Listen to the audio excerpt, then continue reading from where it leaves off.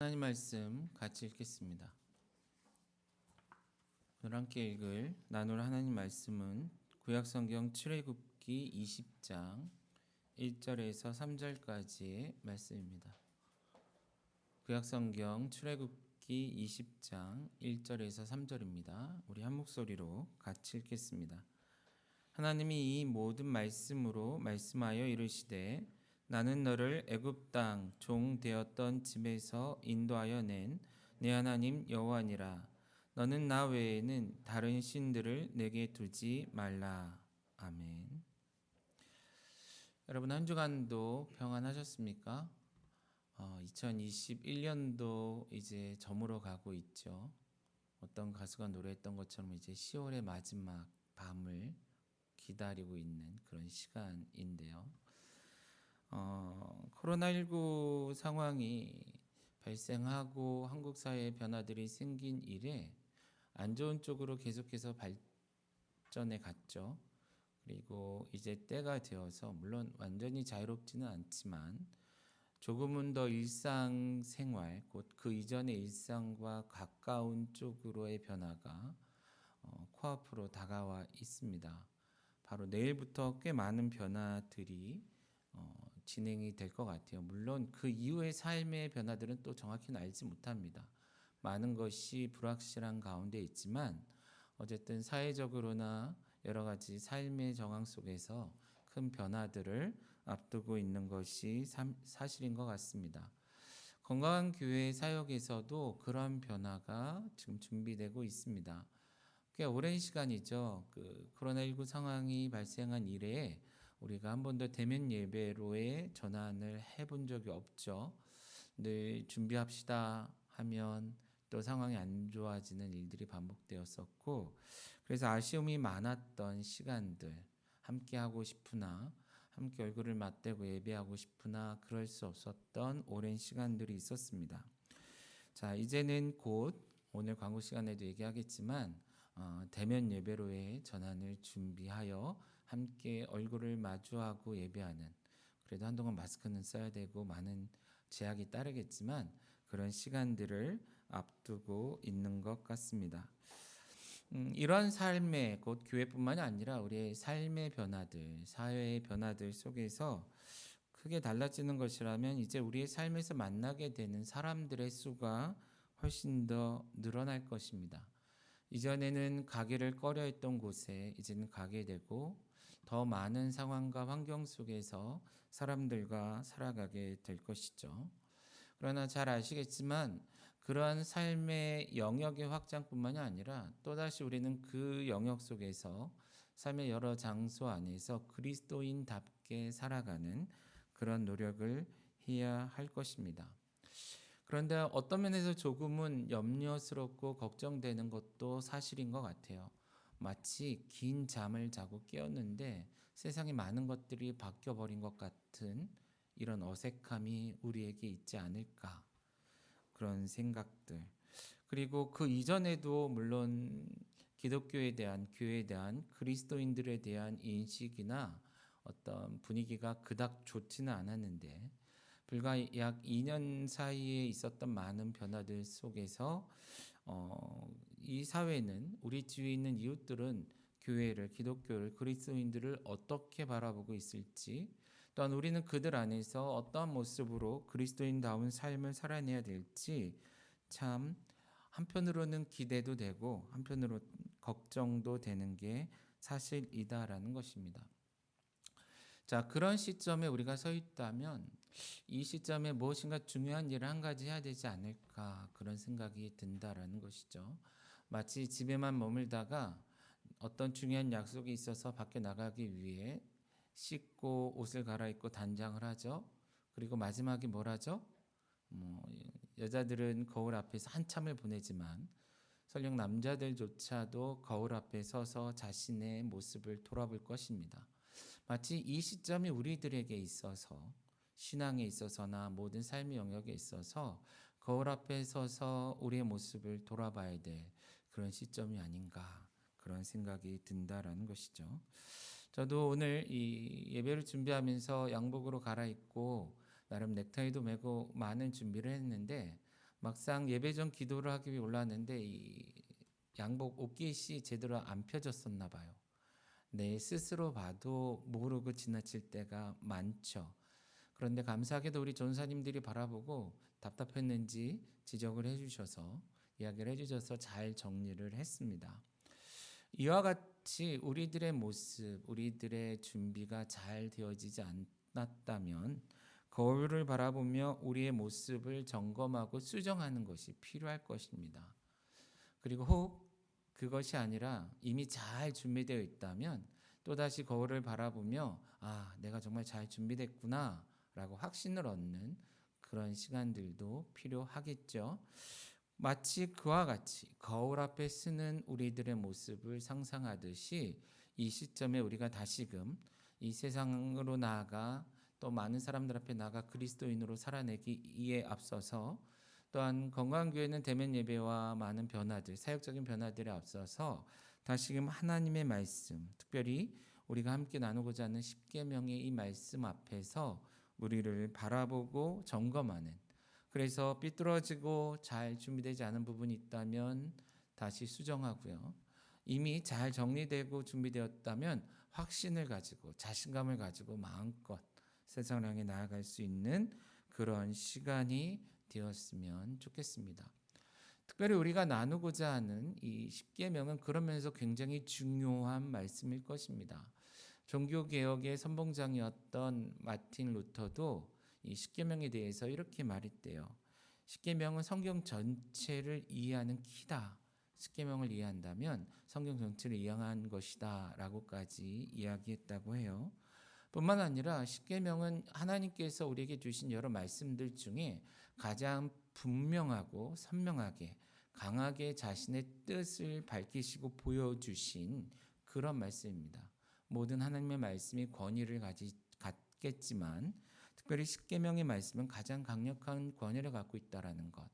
다른 말로 얘기하자면 아까 거울을 비유적으로 사용했는데 거울 중에서도 가장 깨끗이 닦여 있고 정확하게 투영체를 비춰주는 그런 거울과 같은 말씀이다라는 생각을 가지고 우리를 돌아보았으면 좋겠습니다.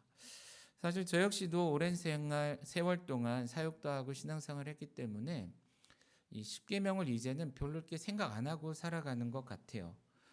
당연히 잘 살고 있지 않을까? 나는 이 정도는 뭐 이제는 건너뛰어도 될 만큼 되어 있지 않을까라고 생각하는 경향이 없지 않아 있었던 것 같습니다. 여러분도 그러고 있을지 모르겠어요. 그러나 막상 거울에 비춰진 나의 모습이 내 생각과 같지 않음을 종종 발견하듯 이 시점에 이 말씀 앞에 서서 나는 정말 그러했나? 지금 나는 그렇게 살아가고 있는가? 다시 한번 돌아보는 그런 시간이면 좋겠다라는 것입니다. 실제 그런 면에서 십계명은 정말로 중요한 말씀이기도 합니다. 어떤 면에서 우리가 살아가고 있는 이 시대가 하나님의 눈앞에 어떠한 모습인가를 보여주는 그리고 진단하는 시금석과도 같은 말씀이기 때문일 것입니다. 호세아서 4장 1절과 2절 말씀을 보면 호세아 선지자를 통한 그 시대에 대한 하나님의 어떤 면에서 고발 이런 표현을 쓸 수 있겠네요. 이것이 기록되어 있습니다. 그 내용을 살펴보면 이렇게 되어 있습니다. 이스라엘 자손들아 여호와의 말씀을 들으라. 여호와께서 이 땅 주민과 논쟁을 하시나니 이 땅에는 진실도 없고 인애도 없고 하나님을 아는 지식도 없고 오직 저주와 속임과 살인과 도둑질과 간음뿐이요 포악하여 피를 뒤음이라. 호세아가 살던 시대의 시대상에 대한 아주 짧은 요약일 것입니다. 물론 이 내용을 잘 살펴보면 오늘을 살아가는 또 우리가 살아가고 있는 오늘날의 사회상과 그닥 다르지 않음으로 인해 놀랄 수밖에 없는데요. 특별히 이 표현들 가운데 그 시대의 상황을 잘 보여주는 하나의 표현이 있다면 이것일 것이에요. 하나님을 아는 지식이 없다라는 것. 그 시대는 하나님을 아는 지식이 없는, 부족하다 못해 없다시피 한 시대. 그렇기 때문에 나타나는 많은 증상들이 있었다라는 것이죠. 이런 면에서 오늘날 이 시대와 굉장히 닮았다라는 거예요. 많은 곳에서 하나님의 이름을 이야기하고 하나님의 이름으로 많은 소리를 외치지만 과연 그러한가라고 물었을 때 자신할 수 없을 만큼 하나님을 아는 지식이 너무나 부족한 이러한 시대.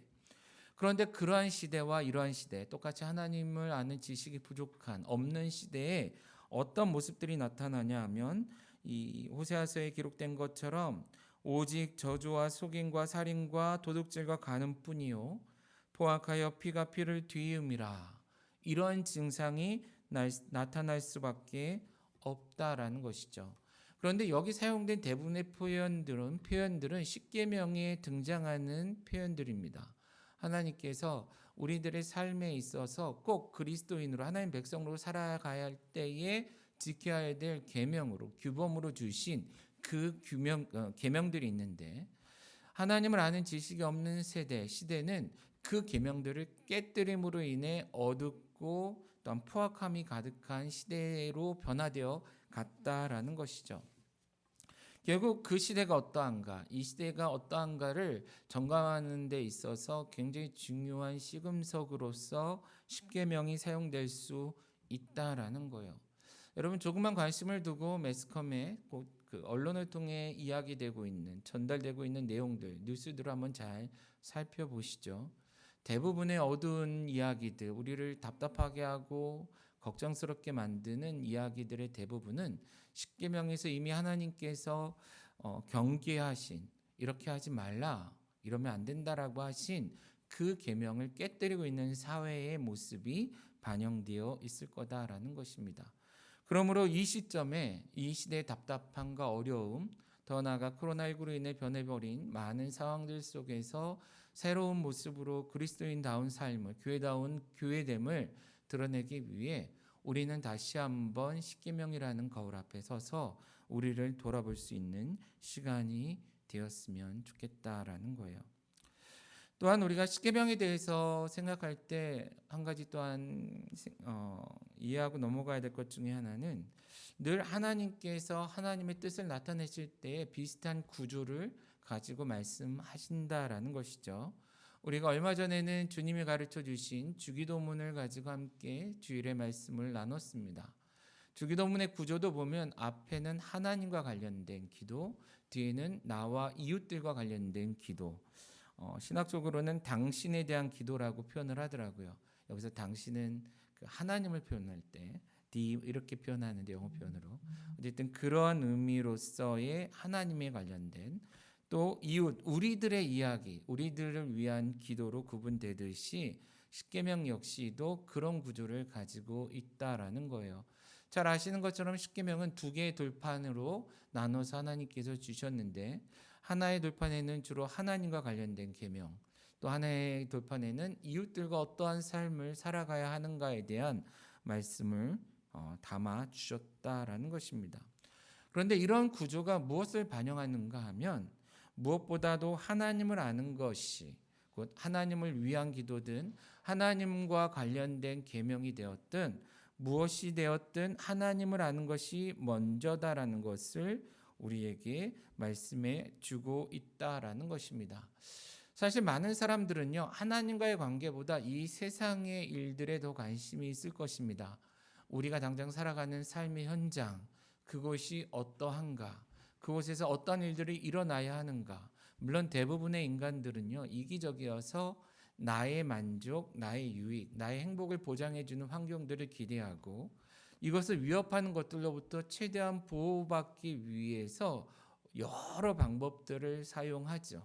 그리고 그것을 유지하기 위해 엄청나게 많은 비용이 발생하고 있는 것을 우리는 알고 있습니다. 더 많은 법을 만들어야 하고, 더 많은 사람들을 고용해야 하고, 더 복잡하고 비싼 것들로 우리를 치장하거나 보호해야 되는 것이 이 시대를 살아가는 우리 사회의 현실이다라는 거예요. 우리는 계속해서 우리가 살아가는 세상과 삶에 관심을 두지만 성경은 끊임없이 그러한 삶의 현장의 안전이나 안녕이나 행복함이 보장되기 위해서는 우리가 먼저 하나님께 관심을 두고 하나님과 바른 관계를 형성하고, 더 나아가 하나님과 좋은 어떤 하나님의 뜻을 분별하고 하나님을 잘 섬기는 자가 되어야 된다는 것을 지속적으로 말씀해 주고 있다라는 것입니다.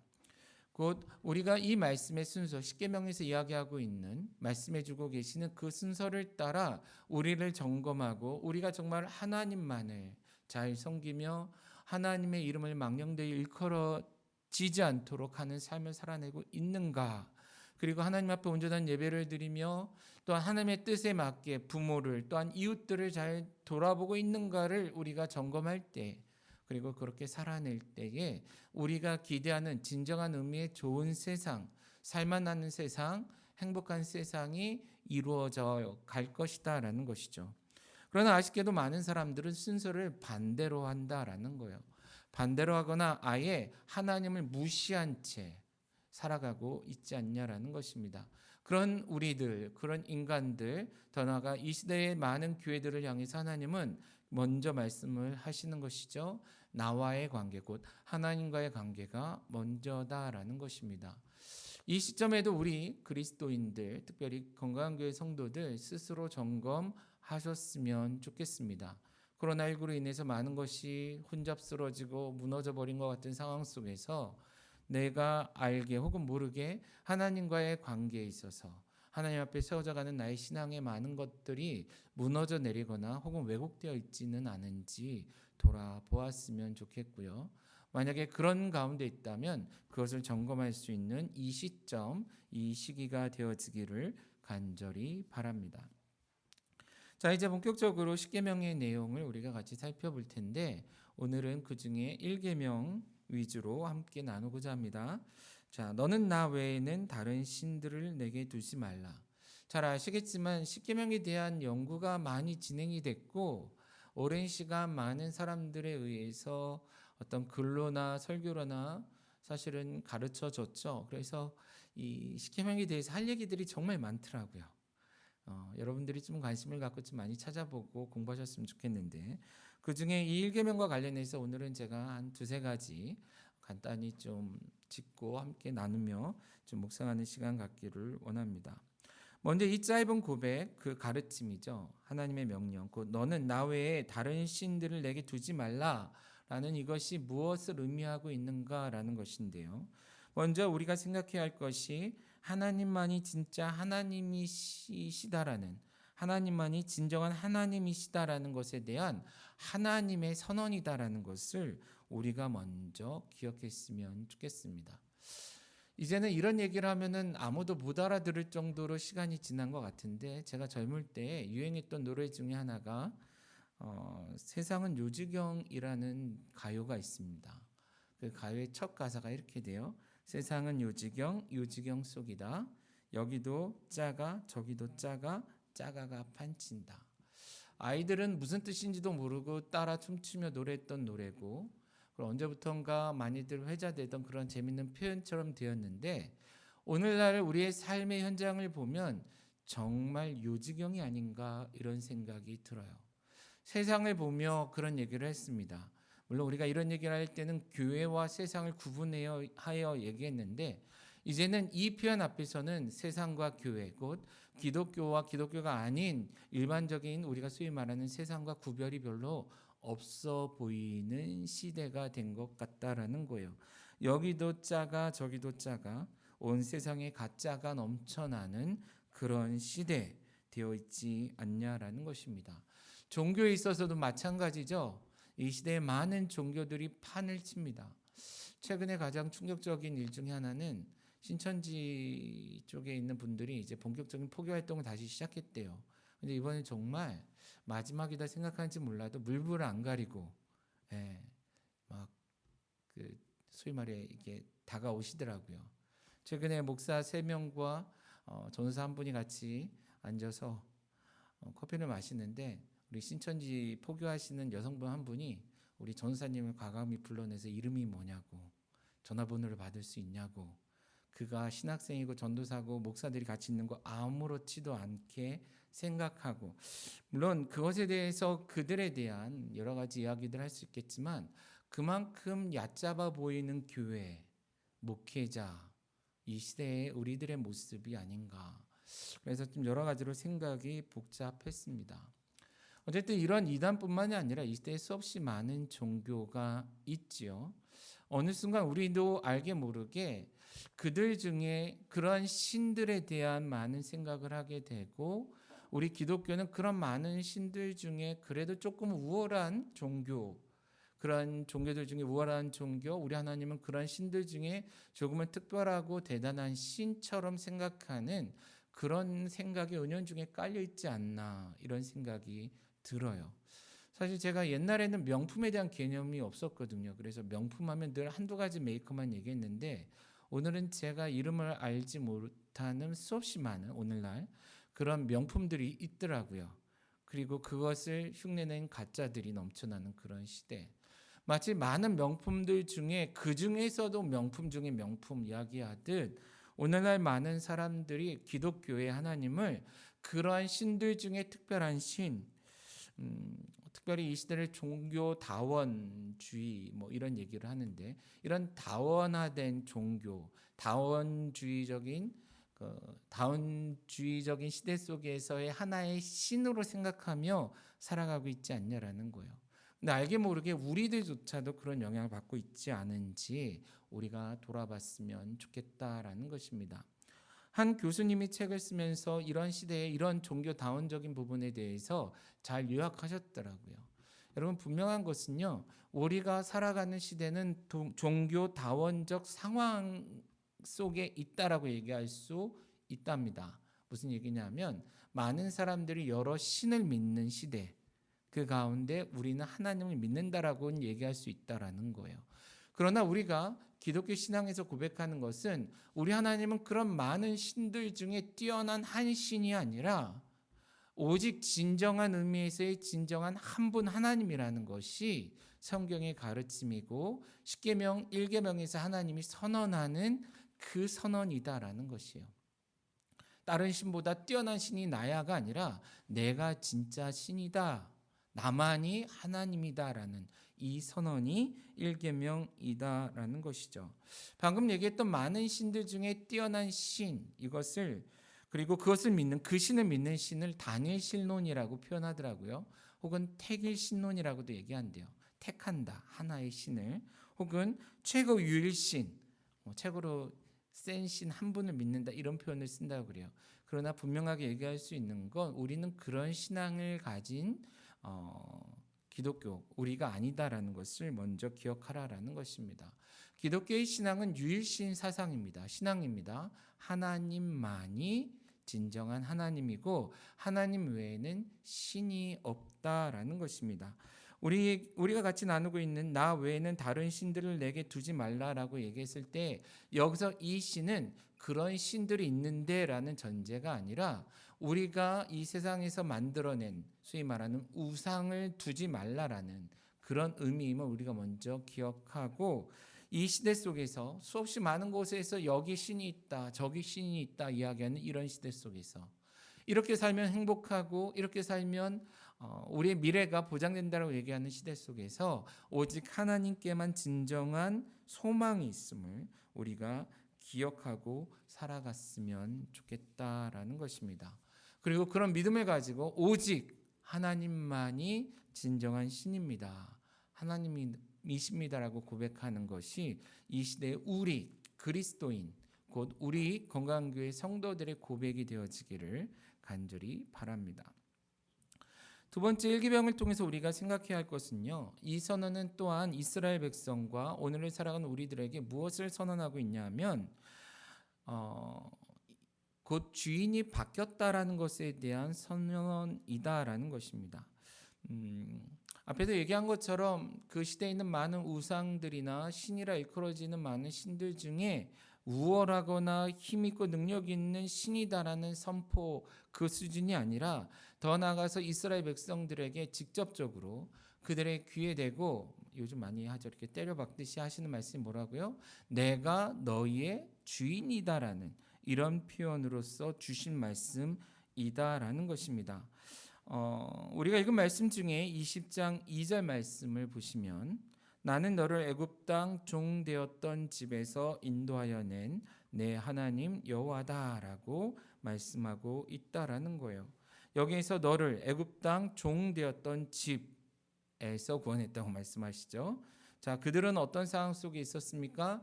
애굽 땅에 살았었는데 애굽 땅에서 주인 노릇하고 살았던 이스라엘이 아니었다라는 거예요. 그들은 애굽 땅에서 종으로 살았습니다. 정치적으로는 바로의 종이었고요.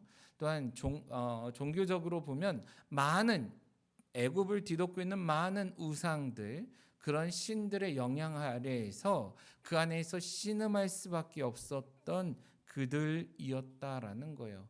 오랜 시간을 그렇게 살았기 때문에 그들 생각 깊은 곳에, 그들의 신앙 깊은 곳에 어떤 다신교적인 생각들이나 혹은 하나님이 아닌 바로, 하나님이 아닌 다른 무엇인가를 늘 주인처럼 섬기는 습관, 관성이 생겨 있었다라는 것이죠. 그런 그들을 향해서 십계명을 통해 하나님은 뭐라고 말씀하시냐면 이젠 더 이상 그러한 것들이 너희들의 주인이 아니다라는 거예요.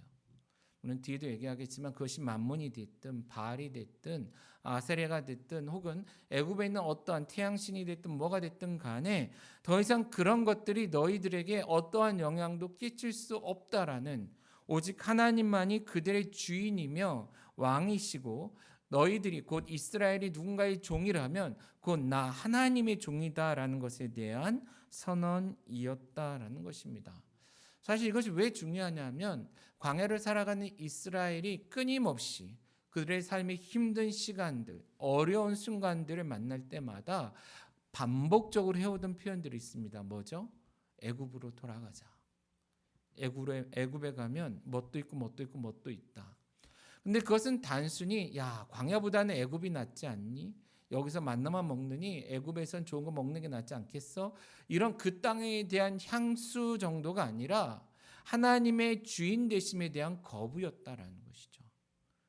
이미 하나님께서는 바로를 깨뜨리고 하나님이 주인이심을 선언하시고 증명하셨음에도 불구하고 이스라엘은 늘 이런 과거에 매여 있고 또한 종된 습성으로 인해서 바로를 하나님을 대신하는 주인으로 섬기고자 하는 그런 관성이 있었다라는 거예요.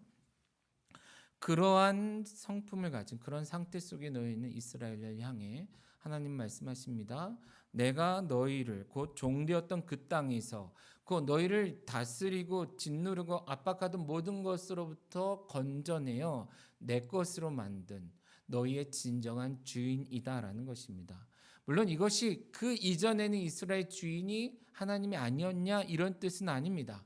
철저하게 이스라엘의 관점에서 말씀해 주고 계시는 것이죠. 그들이 잊어버렸던, 그들이 인정하지 못하였던 이런 하나님의 주인 되심에 대해서 하나님께서 다시 한번 그들에게 선명하게 말씀해 주시는 것입니다. 나만이 너희의 주인이다라는 것이에요. 이 시대에 많은 사람들이 종교 혼합 종교적인 그런 삶을 살아가고 있습니다. 그리스도인을 만나 한 시간을 얘기하면 과연 이 사람이 하나님을 믿는 사람인지 다른 뭔가를 믿는 사람인지 혹은 말로는 그리스도인이라고 얘기하지만 다른 것에 종이 된 것처럼 다른 주인을 섬기는 것처럼 살아가는 많은 사람들을 보게 돼요. 그러나 그런 사람들을 향해서 하나님은 십계명을 통해 뭐라고 얘기한다고요? 내가 너희의 주인이다라는 것입니다. 창조주로서, 섭리주로서, 더 나아가 구속주로서 주님께서는 우리의 주인 되심을 이미 증명하셨음을 우리가 기억했으면 좋겠고, 다시금 우리가 변화되는 세상 속에 나아가 교회로서 그리스도인으로 살아갈 때에 다른 무엇인가의 종이 된 삶이 아닌 오직 하나님만을 왕으로 주인으로 섬기는 자, 그런 자로서의 그리스도인임을, 교회의 됨을 고백하며 살아가는 저와 여러분이 되어지기를 간절히 바랍니다. 그리고 마지막 한 가지만 더 이야기하자면 이 1계명은 우리에게 단지 하나님이 유일하신 하나님이며 이스라엘과 하나님과의 관계가 주인과 종의 관계라는 것을 선언하는 것에 그치지 않고 더 나아가서 이 1계명은 그렇기 때문에 우리가 하나님을 왕으로 혹은 주인으로 온전히 섬겨야 한다. 더 나아가 오직 하나님만을 섬겨야 한다라는 것을 말씀해 주고 있다라는 것입니다. 신명기 6장 5절과 6절 말씀을 보면 이렇게 기록되어 있습니다.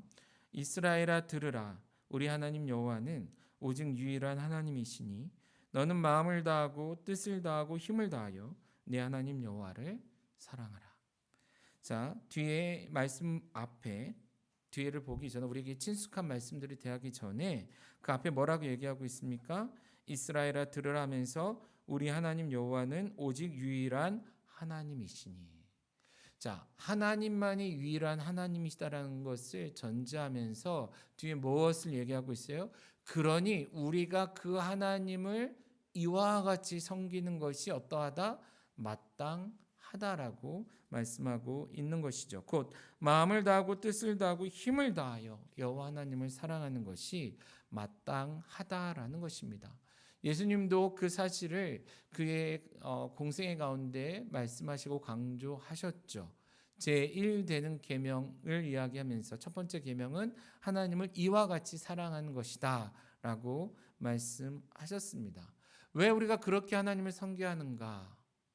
세상의 신은 하나님 한 분밖에 없으며 세상에 우리가 섬길 주인은 오직 하나님밖에 없음을 우리가 인정하고 또한 하나님이 그것을 우리에게 요구하시기 때문이다라는 것입니다. 그러면서 성경 계속해서 우리에게 두 주인을 섬기지 말라라고 말하죠. 언제부턴가 이 두 주인 정도만 돼도 감사한 시대가 돼가는 것 같아요. 이 시대에 너무나 많은 사람들이 너무나 많은 주인을 섬기고 있지 않은가 돌아봤으면 좋겠다라는 것입니다. 우리 이 시점에 여러분들 함께 생각해 봤으면 좋겠어요. 나의 주인은 진정 누구인가? 나는 정말 유일하신 하나님 한 분만을 주인으로 섬기고 있는가라는 것이에요.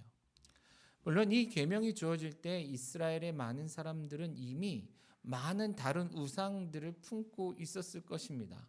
애굽에 들어가기 전 심지어 족장들조차도 이 우상 숭배함과 늘 싸워야만 했었으니까요. 그 많은 것들 가운데서 하나님은 너희들이 가지고 있는 그 신을 버리고 오직 진정한 하나님 한 분만을 섬기라라고 말씀하시고 있는 것이죠. 자, 다시요. 우리가 오늘 같이 나누고 있는 말씀에서 핵심 구절 안에 보면 나 외에는 다른 신들을 나 외에는 곧 하나님이냐 다른 우상이냐 결정하라라는 것이에요. 이 질문에 우리는 끊임없이 대답을 해야 한다라는 것입니다. 하나님입니까? 다른 그 무엇입니까? 그런데 오늘날 우리가 직면한 이 사회, 우리의 삶의 현장은 이렇게 순진한 구조는 아닌 것 같아요. 옛날에는 그랬거든요. 신앙에 대해 생각할 때 다른 무엇이냐, 기독교냐 이렇게 얘기했어요. 그러나 오늘날 우리들이 직면하는 것은 기독교인이라 얘기하면서 아까도 얘기했죠. 우리가 기독교인이라고 얘기하면서 하나님을 섬긴다 하면서 진정 하나님만을 섬기지 않는 그것에 대해서 우리는 다시 한번 점검해야 한다라는 거예요. 근데 재미있는 것은 하나님도 그것을 아셨던 것 같아요. 그래서 이 히브리어로 된 이 구절 말씀을 보면 우리 한글 성경에는 하나님 외에 다른 신, 그러면 곧 하나님이냐 다른 신이냐를 이렇게 비교해서 부닥치는, 대적하는, 충돌하는 것처럼 우리가 이해하게 되지만 실제 히브리어가 해석될 때는 이렇게도 해석이 될 수 있대요. 하나님 면전에서, 하나님 얼굴에서. 다시요. 우리 교회 본문 보면 너는 내 면전에서, 내 앞에서 다른 신들을 내게 두지 말라라는 뜻으로도 해석할 수 있다라는 것이에요. 하나님은 단지 이거냐 저거냐 선택해라 뿐만이 아니라 나를 선택했다고 얘기하면서 곧 하나님을 믿는다 하면서 하나님 옆에 무엇인가 나란히 놓는 그런 것에 대해서 이미 십계명에서 경계하고 계신다라는 것입니다. 우리는 구약 성경을 너무 단순하게 읽지요. 이스라엘 백성들의 실패와 패배를 보면서 저런 어리석은 것들 하나님을 버리고 다른 신들을 믿으니 그렇게 망했지라고 손가락질하기 쉬운데 우리가 사실 그 구약 시대의 이 이스라엘 유다 민족들의 패망 과정을 보면 그들은 한 번도 하나님을 버린 적이 없습니다. 그들은 여전히 하나님이 자신의 신 하나님이라고 선언해요. 그럼에도 불구하고 하나님 옆에 다른 무엇인가를 자꾸 세우고 때로는 하나님과 그것 사이에서 저울질을 하면서 하나님이 아닌 다른 무엇 혹은 하나님도 믿지만 다른 그 무엇도 나를 도와주기를 기대하는 그러한 이스라엘의 모습을 보여주고 있다라는 것이죠. 우리도 마찬가지 아니냐라는 것입니다. 실제 사사기 2장 10절에서도요. 이렇게 표현하고 있습니다. 이스라엘 자손이 여호와의 목전에 악을 행하여 바알들을 섬기며 하나님 목전에서 보는 앞에서 오늘날 교회들이 오늘날 목회자들이 오늘날 성도들이 오늘날 스스로 하나님 나라를 위해 헌신했다는 많은 사람들이 진정 하나님만을 섬기는 백성인지 혹은 하나님 목전에서 다른 그 무엇인가를 손에 들고 기뻐하며 살아가는 그러한 모습은 아닌지 한번 돌아봤으면 좋겠다라는 것이에요. 실제 신약에서도 이것을 되게 경계하고 있습니다. 요한일서 5장 21절에 보시면 자녀들아 너희 자신을 지켜 우상에게서 멀리하라. 자, 우상을 멀리하라라는 이 말씀을 누구에게 주고 있습니까? 자녀들아. 곧 그 말씀을 듣고 있는 성도들, 이미 예수 그리스도를 믿는다 고백하고 예수 그리스도를 통해 구원받았다 고백하고 그 시대 가운데 교회 공동체 안에 이미 들어와 있는 그들을 향해 너희들이 살아가는 가운데 끊임없이 너희들이 만들어내는 혹은 그 누군가가 만들어 놓은 우상 앞에서 때로는 하나님을 그 가운데 놓고 저울질하거나 때로는 하나님을 버리고 그것을 따라갈 수 있는 그러한 위험이 있는 삶을 살아갈 수밖에 없으니 그런 상황 속에 놓일 때 어떻게 하라고요? 할 수 있는 한 최선을 다하여 그 모든 것들을 멀리하는 자가 되라. 그런데 그것을 멀리할 수 있는 유일한 길은요, 하나님을 가까이 하는 것밖에 없다라는 것입니다. 아무리 안 하려고 해도 우리는 금방 나쁜 습관에 빠지듯 돌아가듯 그렇게 돌아갈 수밖에 없다라는 거예요. 그런 우리에게 삶의 변화가 이루어지기 위해서는 우리가 마땅히 해야 할 일을 다시 해야 한다라는 것이죠. 신명기에 기록된 것처럼 우리의 마음과 뜻과 힘, 목숨 다하여 여호와 하나님을 예배하고 경배할 때, 섬길 때만이 가능하다라는 것입니다. 코로나19 이전과 이후의 큰 변화는 우리의 삶에 꼭 교회 안에서 이루어졌던 또 그것을 통해 우리의 삶에 나타났던 예배, 신앙, 경건에 대한 개념이 많이 흐트러지고 무너졌다라는 것입니다. 그리고 이후의 삶의 변화 속에서 그것이 옛날처럼 다시금 회복되지는 않을 것이라고 생각이 돼요. 물론 단정할 수는 없겠죠. 똑같지는 않을 거다라는 것입니다.